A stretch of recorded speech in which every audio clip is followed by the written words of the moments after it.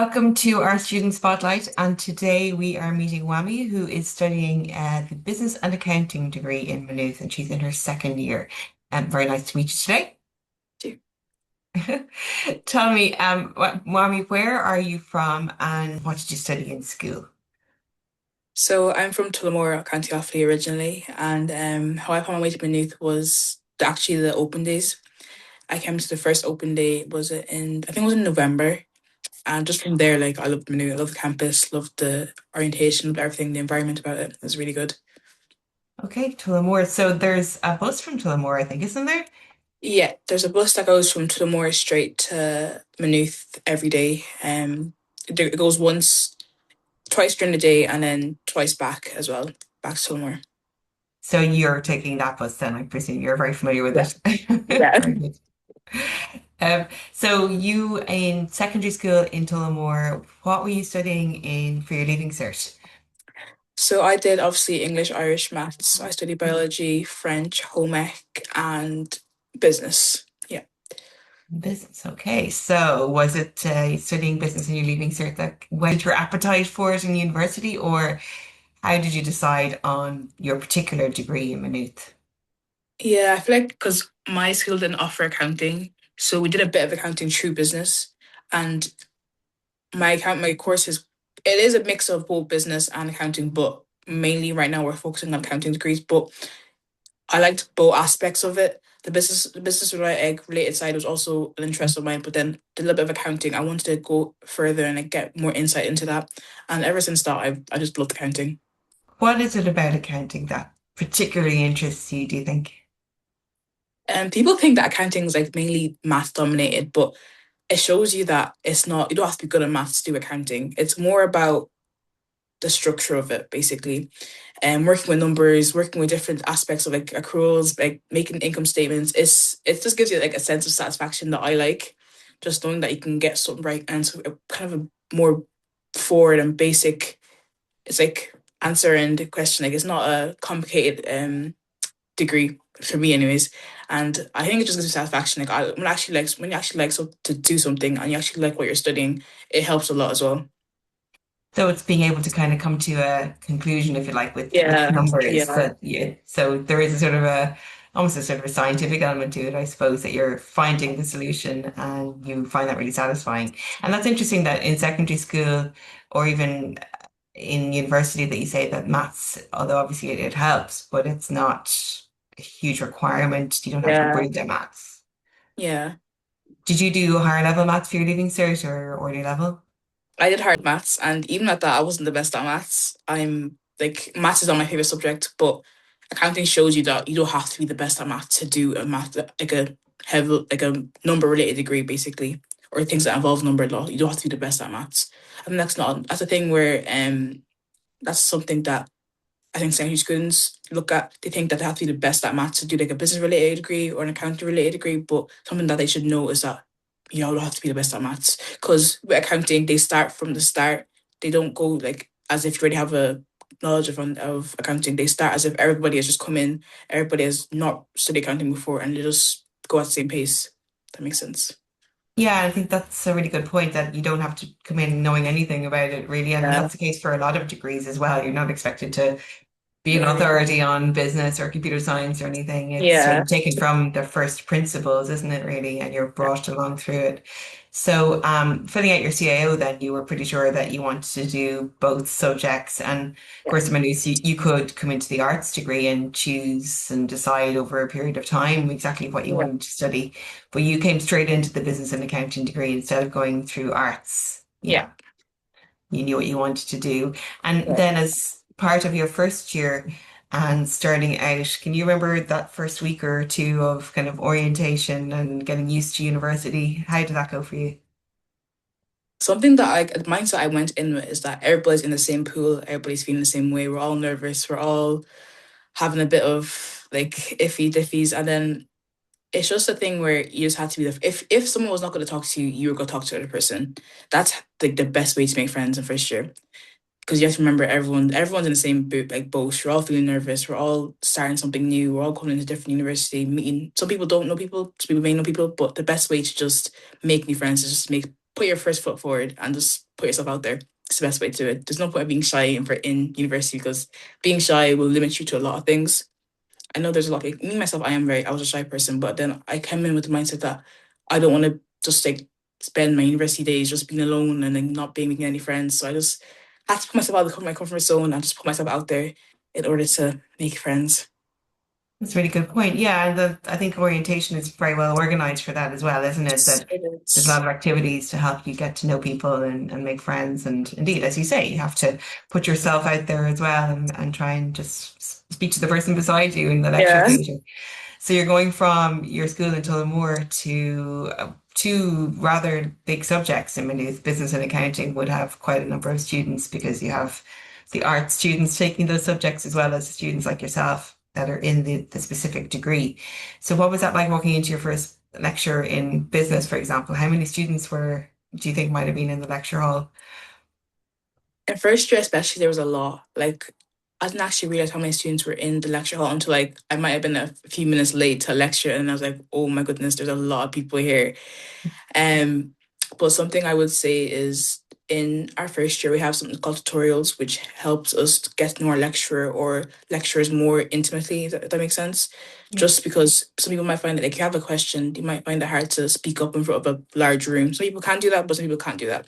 So there's obviously a lot of opportunities to just like go to lecture in personally. If you have like a query or a question about lecture material, it's a really good way to just like I guess, engage your lecture without the pressure of other people or the eyes of other people being on you. So you could, in a lecture, like, as you say, with a couple of hundred people there, you could potentially ask questions and you could engage with your lecturer. But yeah, it could be quite an intimidating space as Yeah. well. So tutorials are a great opportunity for you to Yeah. meet them and be in a smaller group. So there's probably what, about 20 students in a tutorial. Yeah. Just the numbers are very much limited or like put down. You're studying a fairly prescribed set of subjects. You're not going to be able to choose a whole lot. I presume as you say, everyone's studying sort of from first Yeah. principles. The main difference between being a secondary student and a third level student. The main difference I would say between being a secondary student and obviously a university student is that you have to put in the effort yourself. I think with secondary school, if you maybe didn't do your work or you weren't in, teachers would query and maybe question you, like, why weren't you in? But in university, it's up to yourself to come to the lectures, get your assignments done on time. If you want to get your degree, it's up to you to get it. Like, lecturers will not follow you around, making sure you get your stuff done. Obviously, they'll provide you what you need, they'll help you, they'll give you resources, but it's up to you on how you use it. It's more of individual based and like personal based instead of the lecturers and the university like chasing you to get it. That makes sense. Yeah, so a lot more independent, which Yeah, is independent is the essentially word. they do care that you attend, of course, and Yeah. there's plenty of supports there if you are finding it difficult. But yeah, it's up to you, isn't it, really, to keep up with the coursework.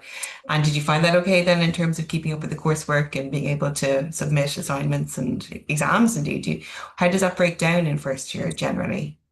Yeah, so a piece of advice an orientation leader gave me in first year was to stay on top of my work. Like as soon as you get it, just get it done. Don't let it long out too much. And that's kind of the same principle with exams. Exams are our first semester exams are in December, and then our other ones are semester two are in May. So my advice probably just be as soon as you get your lecture notes, your lecture material, little bits add up. So like if you study like a bit a night, it will help you towards the end of the semester.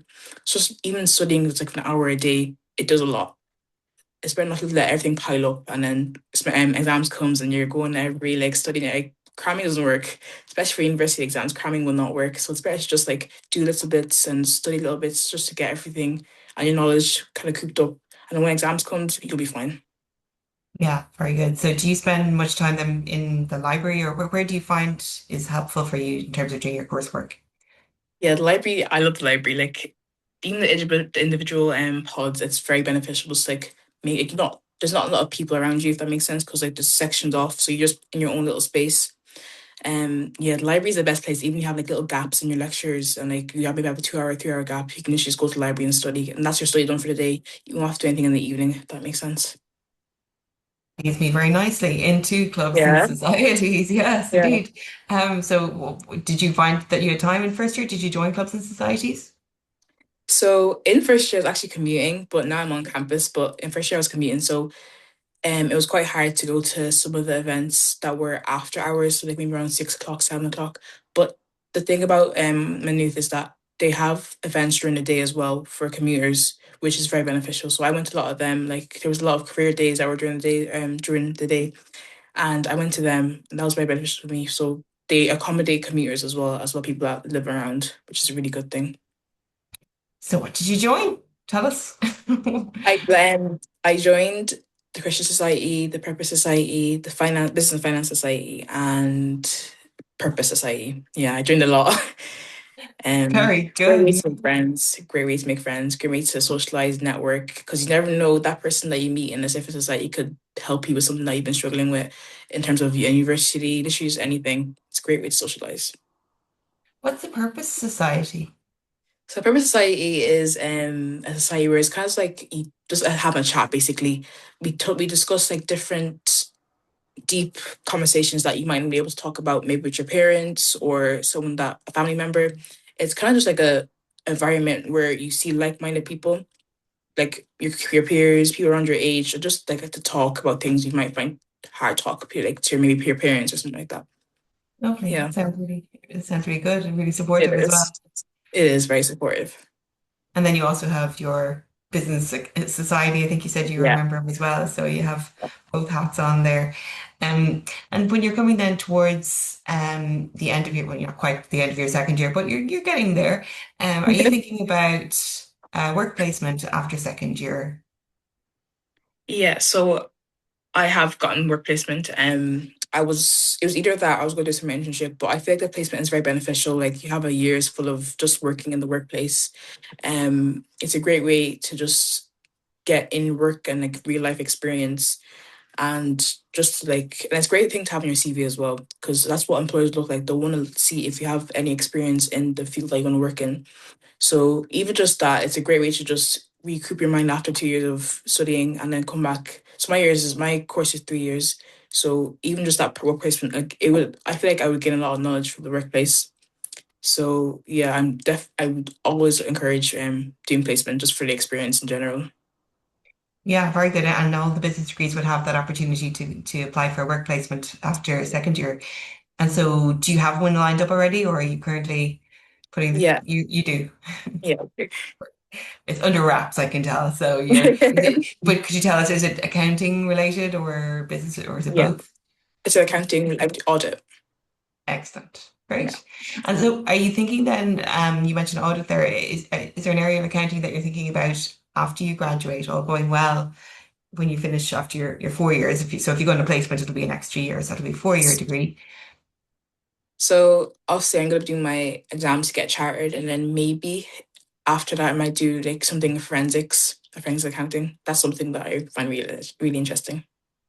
Okay, so you mentioned a couple of things there, just for people who don't know, maybe perhaps like myself, your exams. So you're chartered. What does that mean?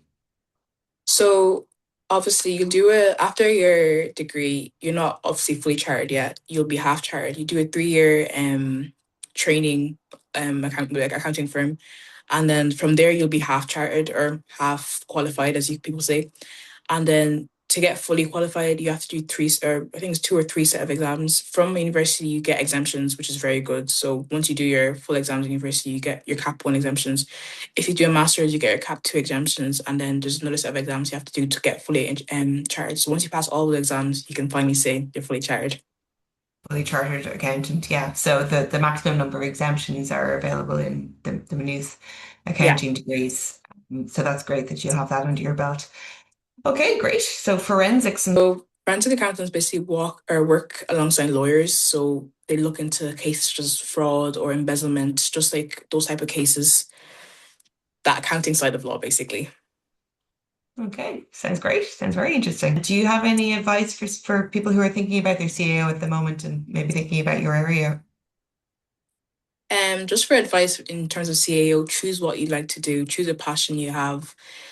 There's no point of choosing a degree that you have no interest, and don't feel pressured to choose something. Of course, we're all so young. People are very young, choosing what they want to do. don't feel pressured into choosing anything. Choose what you want to do. Choose something that you have a passion for, and that's what you'll make the most. That's how you make the most out of your university years. Just choosing what you like to do, choosing something that you're passionate about, choosing something that you love, and something that I would say to someone that wants to do my degree. Don't let the maths put you off. It's a great degree, and there's so many career opportunities for you out there as well. And just to say, there is a maths support centre in the university as well. So if anyone is finding that they're having difficulty with their maths, that's available to avail of too. Thanks very much, Wami. Very nice to Thank you meet you so much. today. Thanks for You talking to too. us. Okay. Thanks.